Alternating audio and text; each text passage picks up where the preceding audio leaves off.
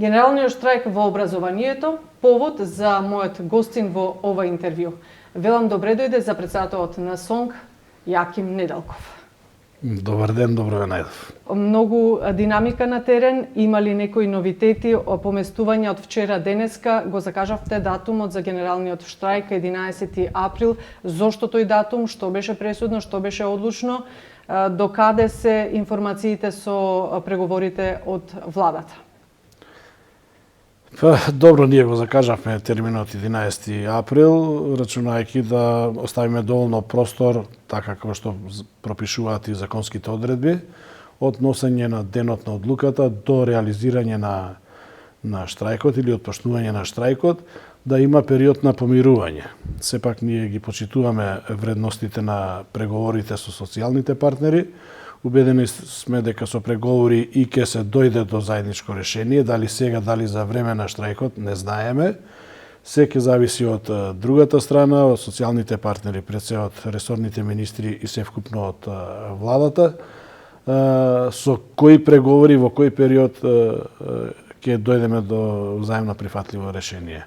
Од таа причина да ние го закажавме штрајкот на 11 април, иако имавме жесток притисок од нашите членови да отпочне што побрзо и со аргументи дека нема причина. Да, во таа насока ми беше и ова прашање, зошто тој датум и што до тој датум, во тој меѓупериод, дали е можно да дојде на повидок некое договарање па да се повлече одлуката за штрајк или?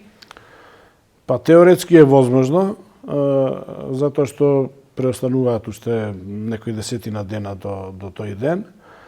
Велам теоретски, практично ќе видиме како ќе одат. Велам ќе видиме зошто, затоа што за волја на вистината ние уште од првиот ден или првата вечер кога се утврди минималната плата на национално ниво, тоа беше седница во просториите на владата, седница на економско-социјалниот совет, каде што ние практично синдикатите од КСС, како условно кажано нерепрезентативен синдикат, бевме некаде во вториот ешалон на тие преговори, односно седевме во вториот ред.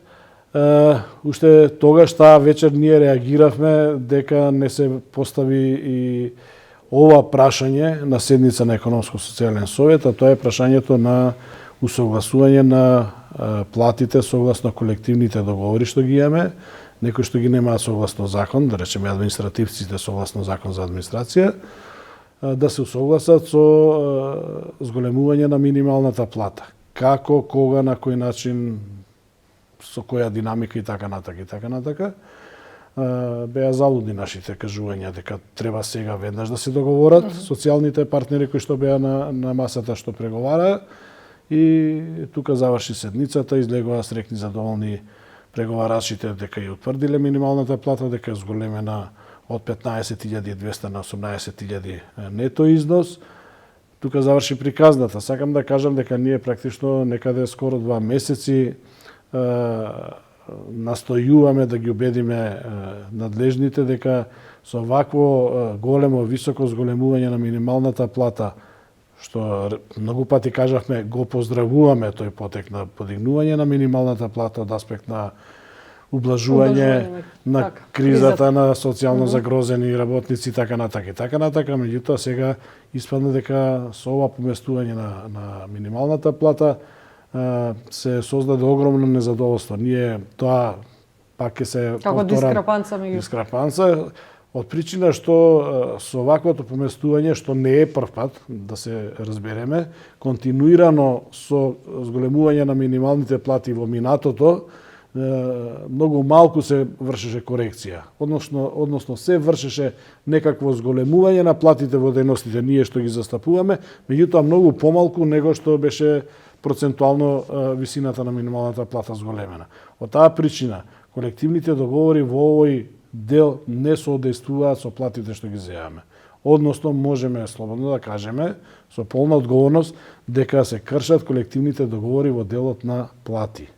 Затоа што? Повелете, докажете се, па ќе следи. Затоа што имаме изедначување на повеќе работни места кои што имаат различен коефициент на сложеност на работата и сега земаат иста плата. Разликата минимална. Ја нема. Само за пример. Во детските градинки имаме 10 различни неработни места, различни групи. Во една група има повеќе работни места. 10 различни групи каде што сега земаат иста плата. Сега за 2 недели ќе земаат иста плата.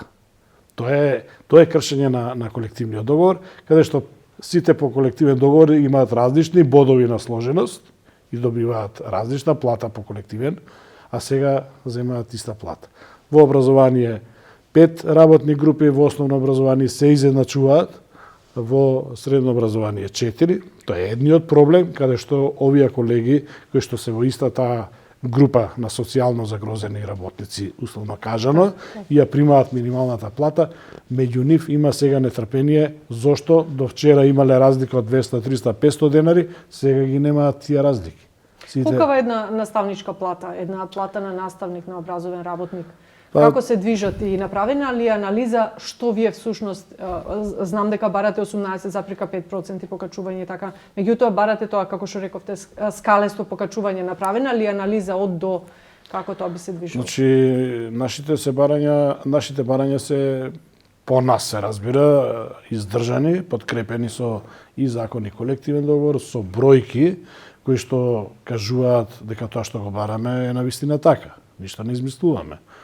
Платите во основното образование сега, ајде пак ќе кажам, минималните плати сега ќе бидат 18.000 денари, меѓутоа максималните плати ќе бидат 24.600-700 денари за наставник. Тоа значи дека она дискрапанца, она разлика помеѓу најниската плата и највисоката плата во дејност образование се намалува и дека тој сооднос кој што беше порано 1:2,5, сега е и не постои. Така да, од тој аспект, навистина, не ми е јасно како може да си дозволат надлежните да се повеќе и повеќе се продлабочува овој проблем, наместо да се бара начин како да се ова работа амортизира. Ние ова не го бараме сега. За жал, надлежните се правеа глуви и слепи на нашите јавни протести кои што ги организираавме во изминатите 3-4 години, практично од 2018 година и 2017 се извинувам поточно, бидејќи не сакаат да слушнат за оваа проблематика, излагавме на протест. Тогаш, за волја на вистината и на јавноста, не и беше јасно зашто ние протестираме. Некој поврзува и заради смена на политичка гарнитура и така натака, дека тоа го правиме заради политички цели.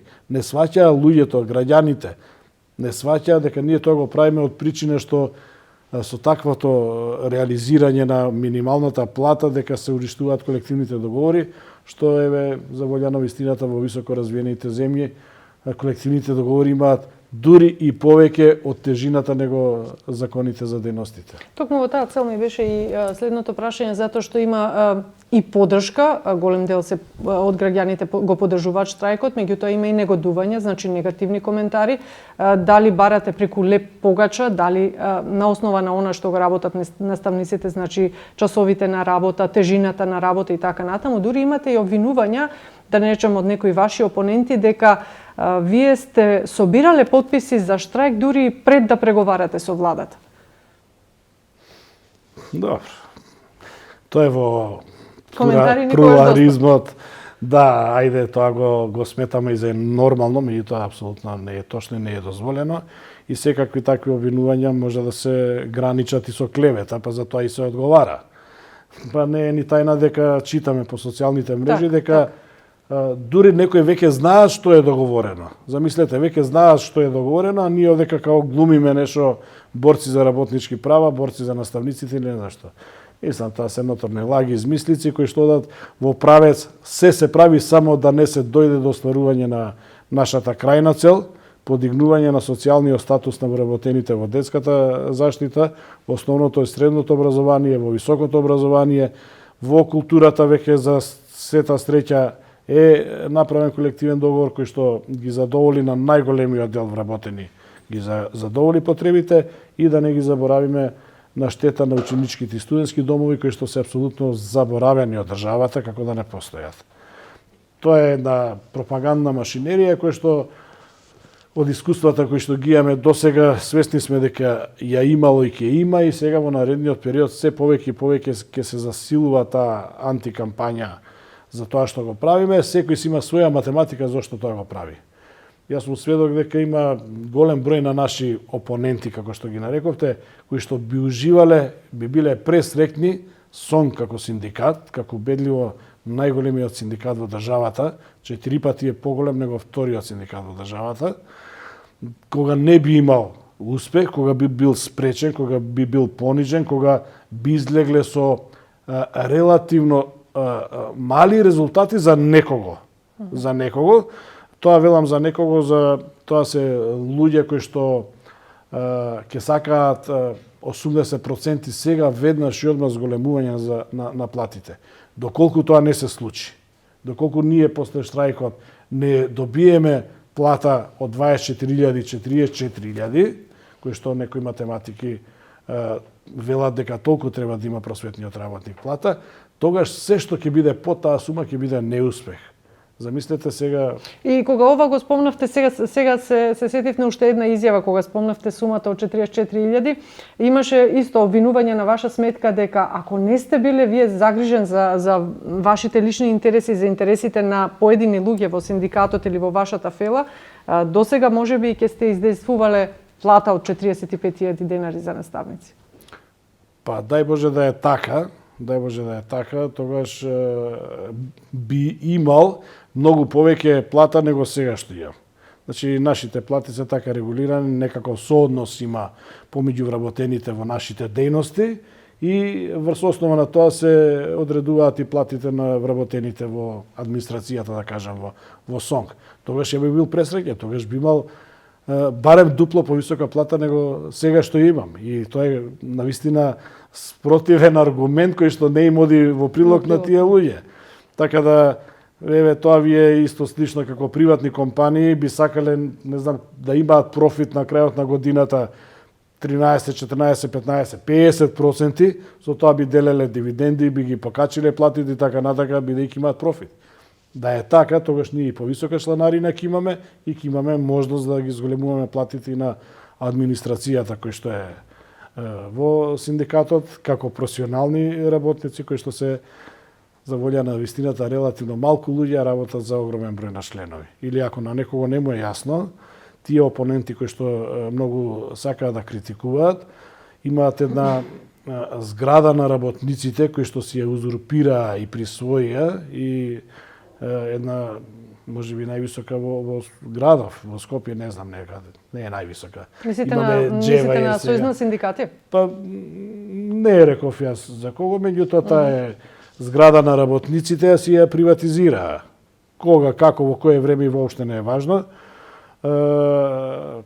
Повеќе од 3/4 ја издаваат, земаат кирија за тоа, тие најдоа да кажуваат за некакви привилегии наши, кои што ние 15 години сме под кирија, бевме се извинувам под кирија, кои што во собствената чланарина плаќаме кирии, кои што имаме професионално тројца вработени во синдикатот како професионалци, кои што се занимаваат со синдикални активности, тројца имаме вработени во синдикалниот фонд, севкупно 6-7 луѓе професионалци на сметка на тој синдикат што има над 100 вработени. Сега, мислам овдека да се зборува за некакви лични интереси на огромен синдикат со толкава екипа на работници, јас наистина не знам зашо се зборува. Во каква корелација сте, да речеме, соработка со сегашниот министер во споредба со претходната министерска улога со Царовска? Дали сега оди подобро, дали претходно одеше? Колективниот договор пред малку зборувавме е преточен во хартија, меѓутоа стои како таков и не е реализиран во практика. Каде шкрипи, каде е тука, да речеме, најтешко за договарање? Па искрен да бидам, во дејноста образование релативно сме имале добри односи со сите министри. Веламе релативно се до тогаш додека не најдеме некаде причина на различно толкување и размислување. Еве, до 2014 година, кога ВМРО, ДПМН и коалицијата беа на власт, имавме коректни односи со таа влада, функциониравме коректно и за тоа бевме етикетирани дека сме нивни синдикат. Меѓутоа, со истата таа влада, 2014 зборувам, кога тројца универзитетски професори беа избркани од работа, тоа се од Гоце Делчев Штип, кога екстерното тестирање место да биде алатка каде што ќе имаме сондажа на квалитетот на знаење, на спроведување на наставен материјал, анализи од тие екстерни тестови да се направат на национално ниво и така натака. Ние добивме екстерно тестирање каде што беа вреднувани наставниците. И замислете по таков урне како не ги задоволите критериумите на компјутерот, тогаш вие сте лош наставник и ќе бидете казнити со неколку илјади евра на годишно ниво и ќе бидете ставени на една срамна листа, објавена во, не знам, јавноста и на огласна табла во своето училиште дека сте лош наставник. Ние работевме, велам, со таа политичка гарнитура и со таа политичка коалиција на власт. Меѓутоа, кога тука се разотидовме, немаше веќе простор за коректност. Ние организиравме, ако не се лажам, 1 август беше протест, веќе кога не најдовме решение после половина година, ние 2015 година влеговме во генерален штрајк. Ова ми е една паралела како функционираме ние како СОНГ. Максимално коректни, конструктивни кон социјалните партнери. Со Мила Царовска, претходната министерка, беше и министер за труд и социјална политика, имавме доста искричења во, сепак би рекол, усогласување на ставови дефинитивно во однос на статусот на вработените во детската заштита и така натака, каде што за волја на вистината мора да признам дека голем дел од работите ги среди. Во однос на трансформации на работни договори на многу луѓе кои што беа вработени во детските градинки, кои што не беа со соодветно решение, особено решение за трајно вработување, а години работеле по разни основи, агенции за привремени вработувања, преку општина, преку Министерство за труд и социјална политика, по разни основи вработени без соодветно решение. Тоа го среди, што е многу битно. Дополнително вработи уште, кои што негователи воспитувачи, тоа колку фалеа во градинките. Беа тоа партиски кадри, бидејќи и за тоа се замирува. Па видете сега, во тој дел мора да има некаква измена на сегашните закони, некакви критериуми кои што ќе бидат поинакви него партиската припадност на тој што конкурира. За жал, може би другите критериуми веќе воопште не се важни. Битно е да си партиски близок до партијата на власт. Така е. Така да, за жал, тоа е практика во Македонија, велам за жал, бидејќи не ретко, него воопште не е никаква гаранција дека партиската припадност носи квалитет. Не сме да се експериментира со овие дејности ние што ги застапуваме.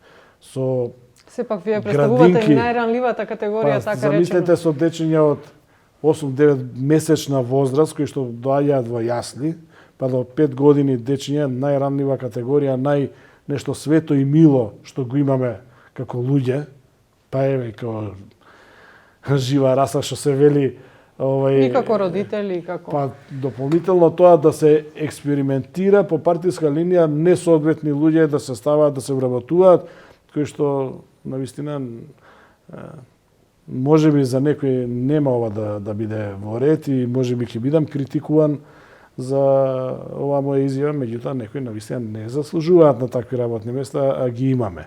За жал, некогаш имаме и ситуации каде што не можеме да им помогнеме на колегите кои што се казнети или избркани од работа, од причина што направиле прекршоци кои што се косат со законите. Едноставно, ние против законите не можеме.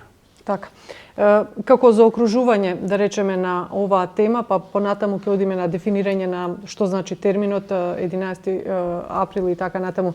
Во каква е состојба општо е македонското образование, бидејќи е една од најгорливите, да речеме, сфери, кое што, убаво рековте вие, во кое што нонстоп има искричења, дали од страна на граѓаните, дали од ваша страна, дали од страна на политичарите и така натаму, беше нагласена таа дигитализација.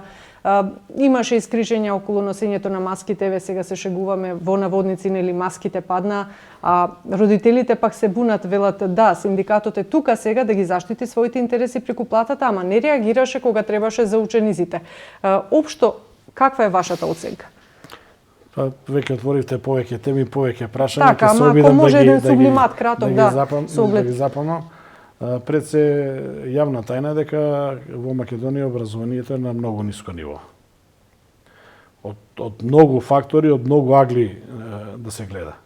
Прво, има донесено национална стратегија за образование, која што не знам воопште дали некој ја погледнал, прочитал, дали знае што содржи, дали сите одиме, ние што сме вклучени во образовниот процес, дали се водиме кон таа национална стратегија. Еве, јас, како председател на СОНК сум од 2010-та, ајде 2011-та, доста 2010-та, 2011 година. До сега тоа се 11 години.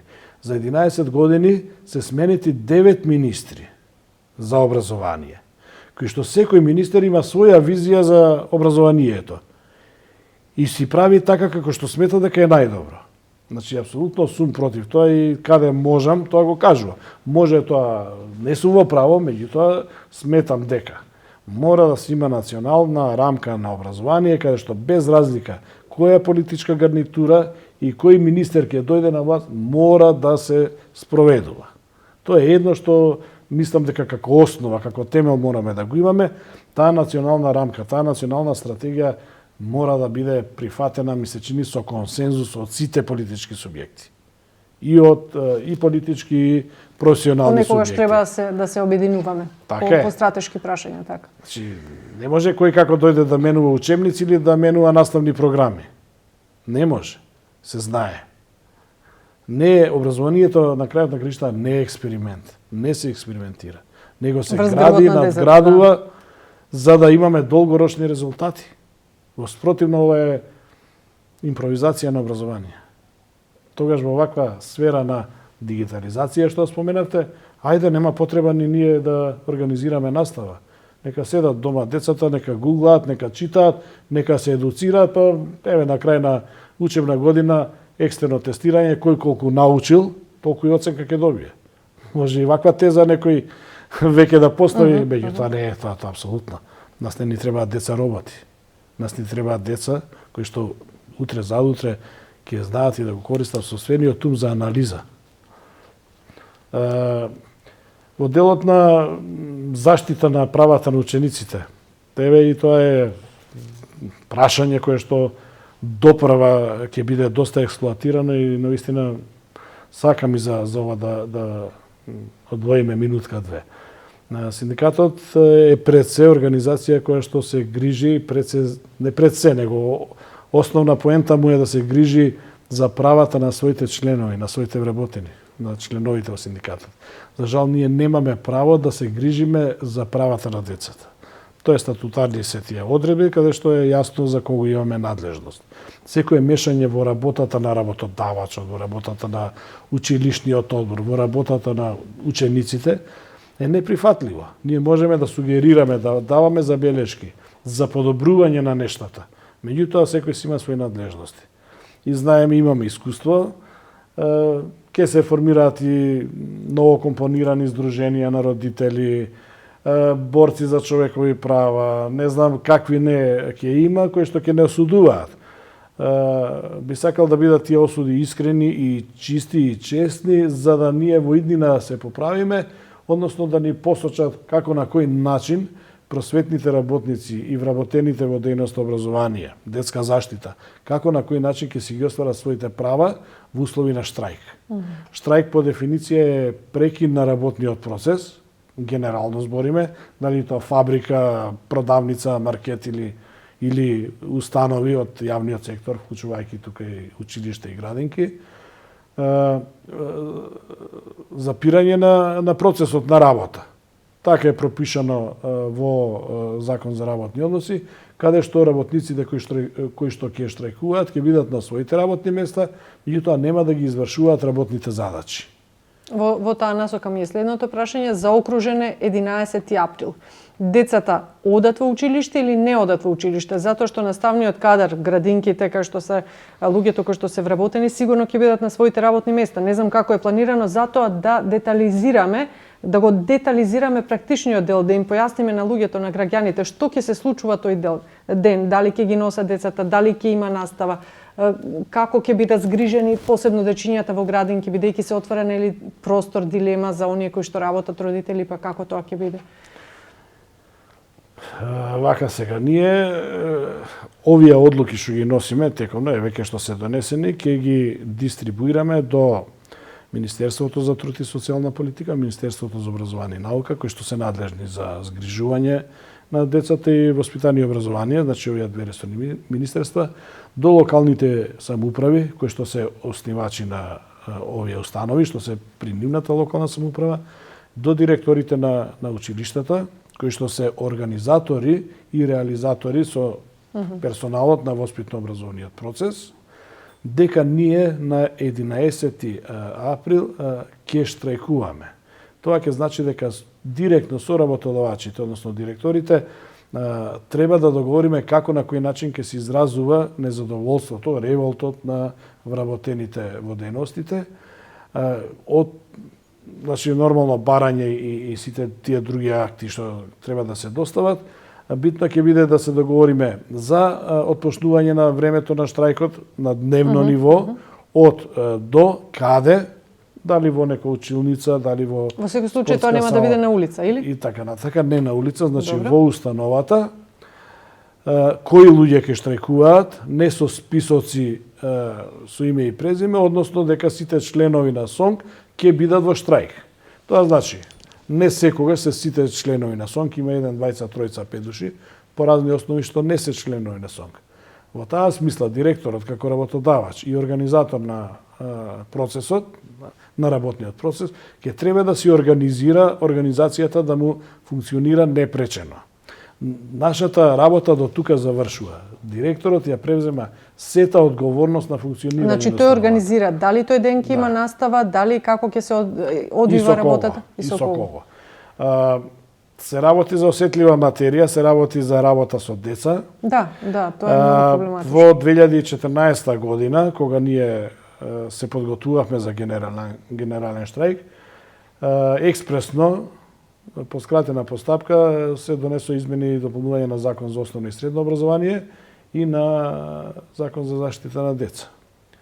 Каде што има една одредба, вели доколку вработените се во штрајк, се набројуваат дејностите кои, тогаш по консултација со градоначалникот, директорот се овластува, сега ја парафразирам оваа одредба, да прими, односно вработи други работници кои што ги заменат штрекувачите. Тој ден. Тоа е неприфатлива одредба за нас, тоа е меѓу другото и спротивно на меѓународната организација, на залагањата на меѓународната организација на трудот, спротивно на меѓународни конвенции кои што го регулираат ова право на штрајк и слободно изразување на незадоволство, меѓутоа до ден денес остана таа одредба. Несрекна одредба која што владата на Република Македонија доби допис од меѓународната организација на трудот за измена на овој дел од законот, значи да се исфрли бидејќи не соодействува со принципите на синдикалното организирање и действување, меѓутоа за жал се уште таа одредба не е избришана, без разлика што беше донесена 2014 година кога едни беа на власт, тогаш сегашната власт беше опозиција и жестоко го критикуваше овој дел од член од законот. Сега истата оваа власт, скоро во една емисија, еден од министрите во владата се закани дека, па добро, вие штрајкувајте, ние ќе вработиме. Значи, замислете да се вработат луѓе преку агенција за вработување кои што ќе работат со 2, 3, 4, 5 годишни дечиња. Што би личело тоа? Кои се тие луѓе? Со какви квалификации? Дали имаат стручен испит за оваа работа? Дали се оспособени и така натака? А да не зборуваме за основно и средно образование или генерално и да сакаат, не можат толку вработени да најдат за толку кратко време, односно не постојат на пазарот на трудот, нема толку слободни работни места, односно нема толку наставници кои што чекаат за вработување. Од таа причина ние и на пресконференцијата вчера што имав, Рековме дека ние нема да речеме не ги носите децата во градинки или во училиште. Вие сте родители, размислете, ако имате алтернатива каде, ќе се стрпите, со тоа многу ќе ни олесните и помогнете. Во спротивно, ако ги донесете, одговорноста е на директорот. Било да е тоа во градинка, било да е основно и средно образование. Сепак децата без контрола знаат и многу да бидат и слободни, и палави, и така натака, па трчајќи и играјќи да се повредат, одговорноста кој ќе ја сноси. Се разбира не штрајкувачите. Не, бидејќи тоа не е веќе во наша надлежност. Сепак можеме да заклучиме дека немаме уште конкретна информација за тоа што тој ден кај основците, кај средношколците, кај децата во градинка, значи се зависи од директорот, од главниот работодавач, така речено, тој организира и тој го организира времето тој ден, така разбрав. Значи точно е и тоа е веќе јасно дека вработените во детските градинки и во образованието нема да ги прифаќаат децата. Вие знаете, јавноста знае дека секој утро кога родителите ги носат дечињата во градинка, некој ги прифаќа. Тој ден нема. И ги носи во соодветната занимална, нели, во зависност од возраста. Сега барем од овие кои што се во штрајк, тоа нема да го прават. Можеби ќе има некој за да ги прифати. Можеби ќе ги комбинираат различни дечиња од различни групи во една занимална. Навистина не знам и од таа причина затоа велам директорот ќе си организира таа работа, како ќе биде, што ќе биде, одговорноста е нивна. Јас себе би сакал, навистина би сакал многу искрено да апелирам до родителите да ја сватат нашата мака. Ова не го правиме од не знам какви популистички или не знам какви други мотиви. Ова го правиме од социјален аспект на вработените кои што се грижат за нивните најмили. Треба родителите да не разберат, со ова ќе завршам овој дел, дека ова го правиме за да им помогнеме на тие вработени кои што работат со нивните деца, да им помогнеме да бидат порелаксирани за да можат повеќе да се вложат во згрижување, негување и воспитување на нивните деца. Со тоа родителите ќе бидат позадоволни. Не само вработените во дејностите, ова се прави и за децата и за родителите, индиректно преку ова ние што го правиме. Да заокружиме 11 април до кога? Се знае ли или Да, се знае. Се знае додека не се исполнат нашите барања.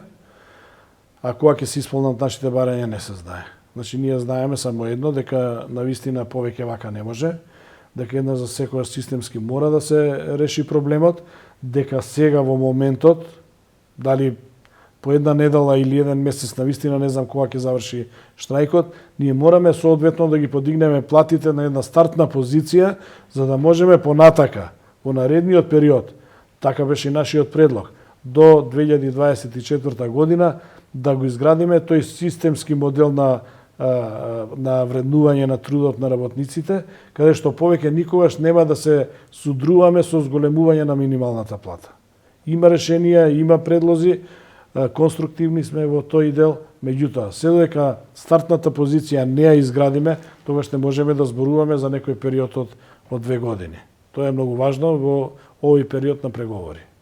Посакувам успех и посакувам искрено што побрзо да се заврши целиот овој, да речеме, проблем, така наречен. Председателот на СОНГ, почитувани, беше мојот гостин во ова интервју. Ви благодарам за тоа што одвоивте време да не посетите и да одгатнеме неколку одговори на неколку прашања. Вам, почитувани, ви благодарам за вниманието. Ви благодарам за можноста што може да си кажам словите.